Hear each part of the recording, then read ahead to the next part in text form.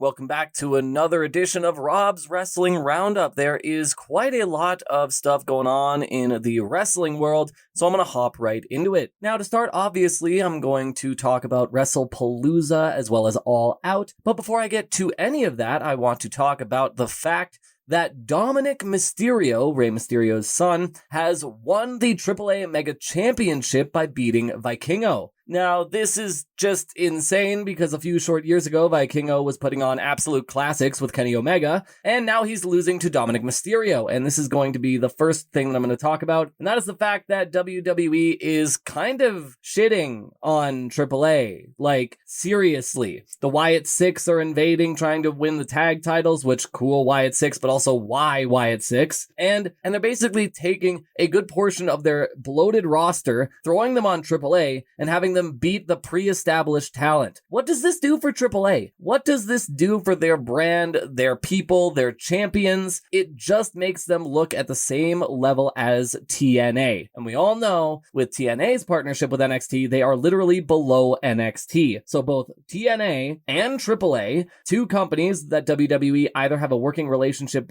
with or own, are now seen as lesser than the developmental brand for their main roster. This is gross. At least Tony Khan puts Ring of Honor championships on AEW, and it actually feels like they're building Ring of Honor as a brand to be on the same level as AEW. But that's all I wanted to talk about there. Congratulations on Dominic Mysterio, but seriously, what are they even doing at this point? But to get on to the main news, All Out and Wrestlepalooza took place. Now, obviously, we had Chris Statlander winning the AEW Women's Championship in the Fatal 4-Way, overthrowing timeless Toni Storm. So hopefully we'll get some good stories from her after that. And obviously we had MJF losing the Light Heavyweight CMLL Championship to Mystico. And it's really funny that for his entire reign, they just called him the World Champion or the Heavyweight Champion, but he was the Light Heavyweight Champion, so there's a little bit of a distinction there. But we also got some great wrestling all around, and we got a pretty insane match between Darby Allin and Jon Moxley, where at one point, Darby put him in a bag and set him on fire, and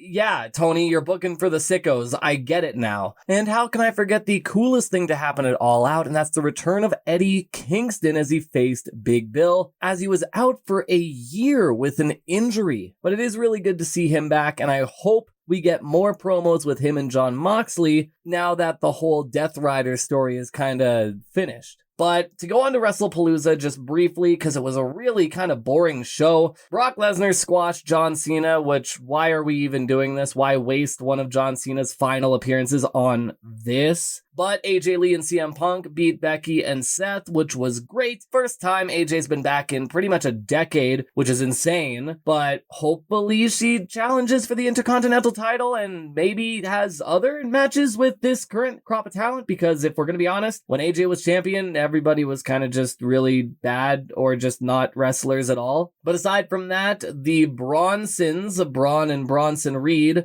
beat the Usos in a pretty awesome tag team match, with Jey Uso suffering an unfortunate injury. Don't really know what his status is as of right now, but I'm sure we'll learn in the next couple weeks. Now, I know I've been a little bit hard on Wrestlepalooza, but the standout match was Stephanie Vaquer versus Io Sky, where we saw La Primera win the Women's World Championship. So here's hoping we get some fantastic matches between her, Rhea Ripley, and anyone else that they want to put up against the new Women's World Champion. And to finish things off, Cody Rhodes defeated Drew McIntyre to retain the title, and we are going to see Cody Rhodes versus Seth Rollins for the Crown Jewel Championship in Saudi Arabia, which is a whole other thing that I really do not want to get into, because apparently 2027's WrestleMania is going to be in Saudi Arabia, and how are they even going to justify that? But yeah, that's pretty much everything I have to discuss when it comes to the wrestling world around us. Wrestlepalooza was, it was their first ESPN show, and they're trying to make it a bigger thing than it probably is. And they were also sponsored by EMF Protectors, which is just gobbledygook conspiracy theory at this point. But All Out was great, especially that Edge and Christian tag match against FTR, as well as the surprise return of Jack Perry and the reuniting of Jurassic Express. And also, I just want Daniel Bryan to continue to do commentary, but I just want him to talk about bears more. If you know, you know. Now that's just some of the more rambunctious events happening within pro wrestling across this month and looking towards the next. But if you want to learn more about the exciting wrestling events going on within Alberta and beyond, first be sure to support your favorite local and national pro wrestler and pro wrestling promotions. For more on everything else going on in and around Calgary, check out CJSW's monthly newsletter or check out their events page so you can check out all they have to offer throughout the month. That's all I have from Rob's Wrestling Roundup, and now it's time for me to send it back for this week's episode.